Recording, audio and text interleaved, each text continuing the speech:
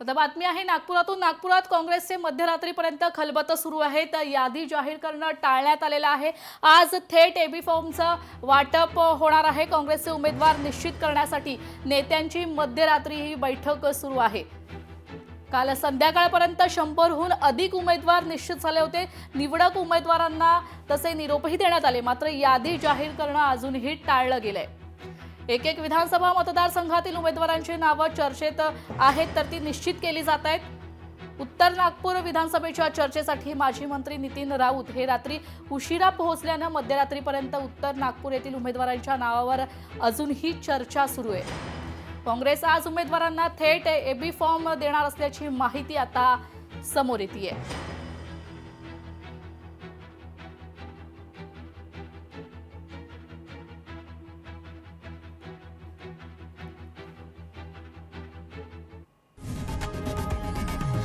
लोकशाही मराठी ऐका, पहा, जागरूक रहा।